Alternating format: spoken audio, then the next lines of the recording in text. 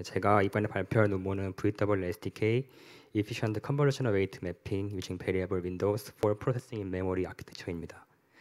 이번에 이 논문이 이제 2022년 데이트와 이제 2022년 제카스 두 논문에 이제 발표되었고 발표 진행하도록 하겠습니다. 우선 제가 발표할 콘텐츠는 다음 것 같고 우선 이제 제가 발표할 논문을 발표하기 전에 제가 하고 있는 연구에 대해서 간단하게 소개해드리고 바로 진행하도록 하겠습니다. 만약에 사람이 차를 타고 어디를 이동한다고 했을 때 만약에 어떤 경로를 이동하느냐에 따라서 사용하는 시간과 에너지가 정해지게 될 겁니다. 만약에 내비게이션이 있다면은 최적의 경로로 이동할 수가 있고 이로 따라서 이제 타임과 시간과 에너지의 소모를 줄일 수 있습니다. 현재 제가 하고 있는 연구는 크게 보면 이제 딥러닝 가속에 속하고 있고 이제 프로세싱 인 메모리 기반에서 이제 컨볼루셔널 뉴럴 네트워크 연산을 어떻게 할 것인지에 대해서 연구하고 있습니다. 좀 더 자세히 말씀드리면은 웨이트 매핑을 통해서 내비게이션 역할을 하고 어떻게 핀 기반에서 효율적이고 빠른 핀 베이스 CNN 인퍼런스에 대해서 연구하고 있습니다.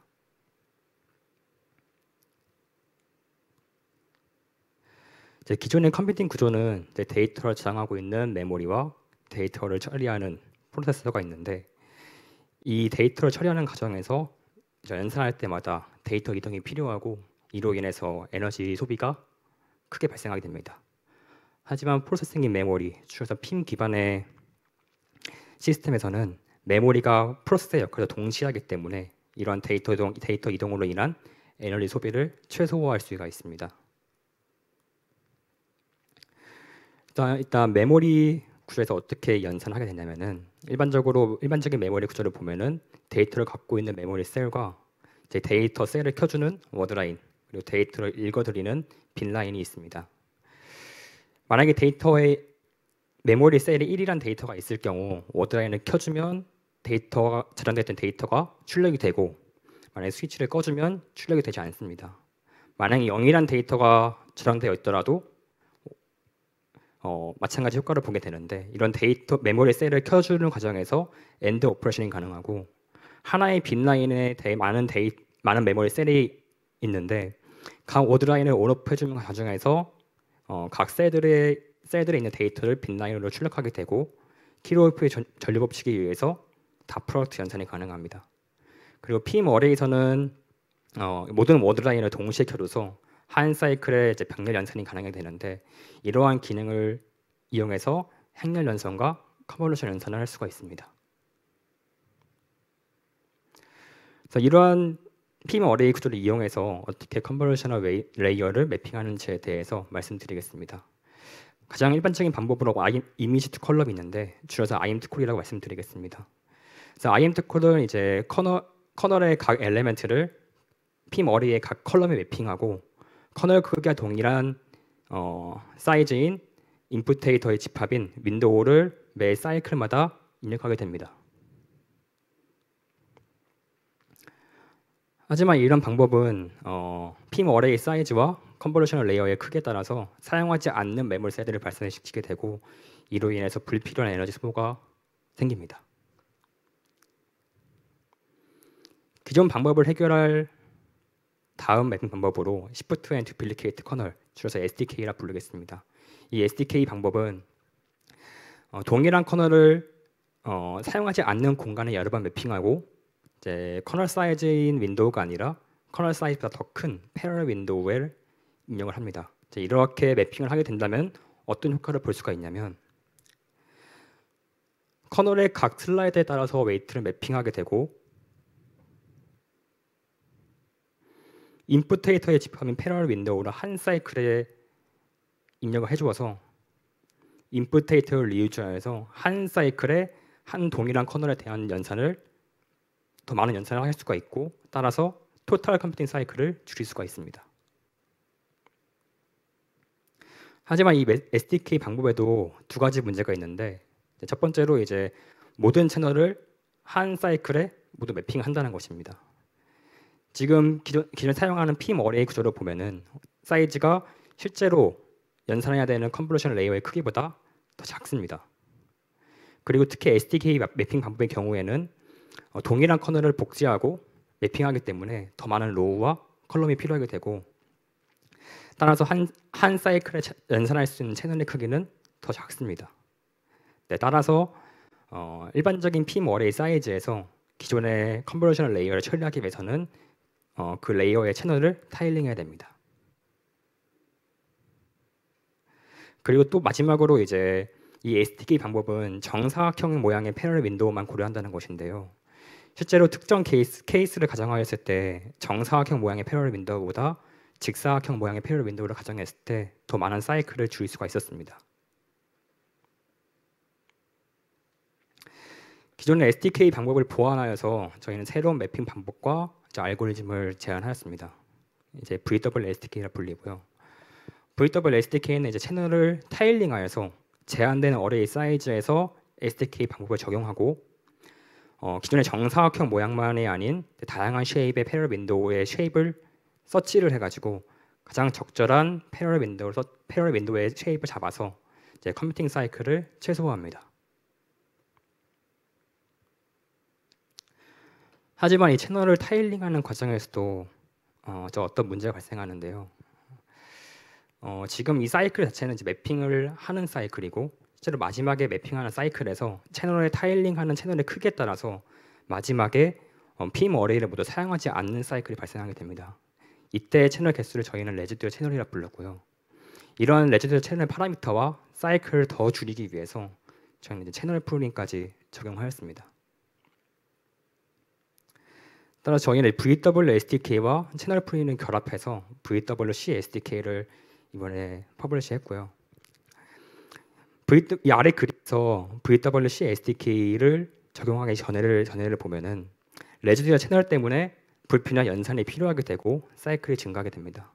하지만 이제 VWC SDK를 적용 후에는 이 레지듀얼 채널이 사라지게 되고 이제 보다 VWSDK를 효율적으로 사용할 수가 있습니다.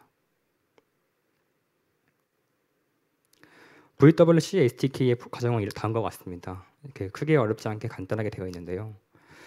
일단 VWSDK를 통해서 최적의 패널 윈도우를 서치를 하고, 그때마다 이제 채널을 타일링하면서 발생한 레지듀얼 채널을 풀링하고 리트레인을 하게 됩니다. 이 세 가지의 과정을 합쳐서 VWC SDK를 하고, VWC SDK는 레지듀얼 채널이 없고 어큐러시 로스가 어느 정도 회복될 때까지 계속 반복합니다. 저희는 이제 우선은 저희 논문에서는 이제 어큐러시 로스를 1%라고 정해놓고 학습을 계속 진행하였습니다.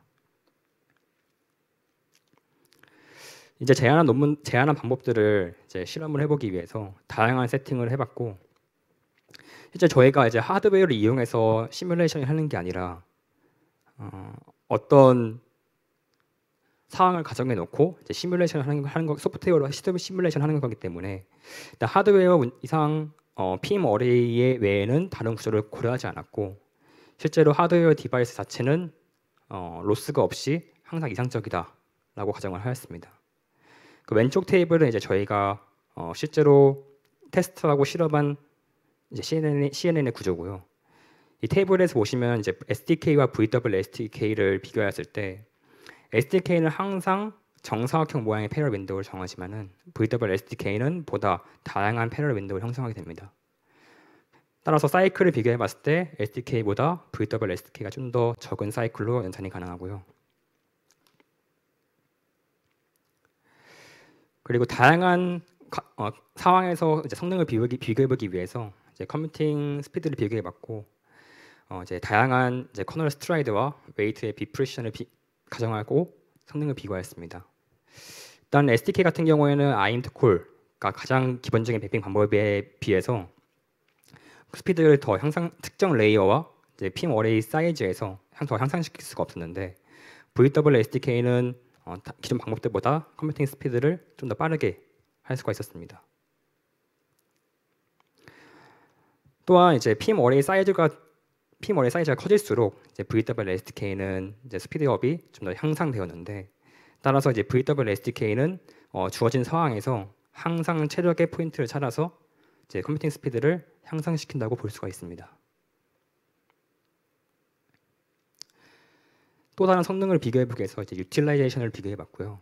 여기서 말하는 유틸라이제이션은 이제 하나의 특정 레이어를 연산하기 위해서 사용하는 토탈 메모리 셀의 개수에 대비 실제 연산에 필요한 메모리 셀의 개수를 비율로 구한 것입니다. VWSDK는 이제 레이어가 커질수록 유틸라이제이션이 계속 향상되었고 이제 레이어 6번과 7번에서 유틸라이제이션이 64.3%까지 되었습니다.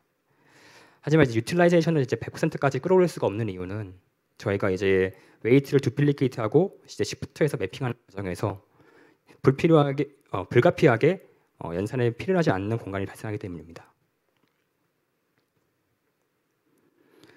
마찬가지로 이제 다양한 핌 어레이 사이즈를 비교해봤을 때도 VWSDK가 기존의 매핑 방법보다 유틸라이제이션도 향상되었고 따라서 VWSDK를 통해서 주어진 핌 어레이 사이즈에서 좀 더 효율적으로 연산이 가능하다고 볼 수가 있습니다. 다음에 VWC SDK의 성능을 비교해봤는데요.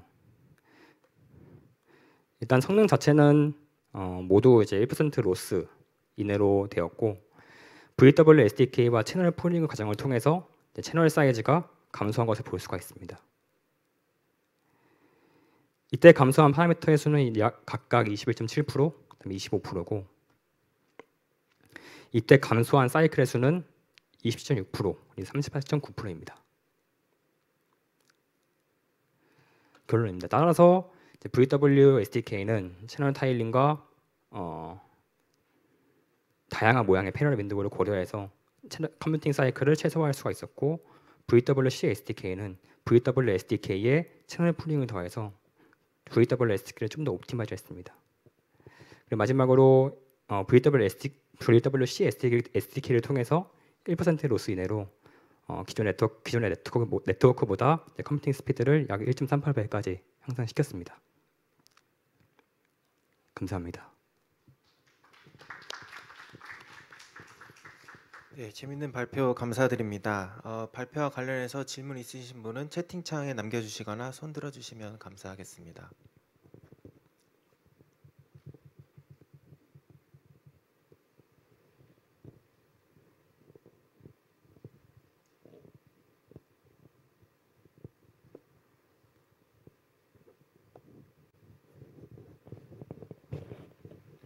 네, 발표 잘 들었습니다. VWSDK에서 패럴렐 윈도우 쉐입을 어떻게 옵티마이즈를 해가지고 정한다고 제가 들은 것 같은데 혹시 그 과정이 어떻게 되는지 좀 간략하게라도 설명을 해주실 수 있나요? 우선 저희가 사용하는 핌 어레이 사이즈는 항상 고정되어 있으니까 저희가 이제 고려해야 될 게 핌 어레이 사이즈, 커널 크기, 인풋 채널 크기, 아웃풋 채널 크기 모두 고려해야 됩니다. 근데 일단 아까 매핑하는 그림에서 보셨을지 모르겠지만 아웃풋 채널이 각 컬럼에 매핑되고 커널 크기와 인풋 채널이 각 로우에 매핑됩니다. 그래서 일단 커널보다 패럴 윈도우의 크기가 더 크니까 로우는 항상 고정되어 있고 패럴 윈도우는 점점 커지게 됩니다. 그래서 저희는 이제 패럴 윈도우의 크기가 이미지 크기와 같을 때까지 패럴 윈도우의 크기를 늘렸고 그때마다 타일링되는 채널의 크기와 컴퓨팅 사이클의 개수를 구해서 각각 비교해보고 모든 서치가 끝났을 때 가장 적은 사이클의 결과를 뽑아서 그때 패럴 윈도우를 정합니다. 알겠습니다. 감사합니다.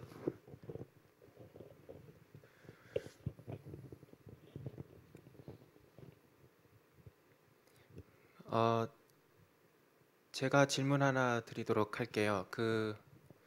발표를 잘 이해했는지 모르겠지만 제가 이해하기로 일반적인 CNN에서를 옵티마이제이션 한 것 같은데 요즘에는 일반적인 CNN보다는 뎁스와이즈나 약간 좀 경량화된 버전 혹은 그래서 원바이원 컨볼루션 이런 거를 좀 많이 쓰고 하는데 이런 경우에도 이게 그대로 되는 건지 아니면 그런 건 또 따로 이렇게 해줘야 되는 건지가 좀 궁금하네요.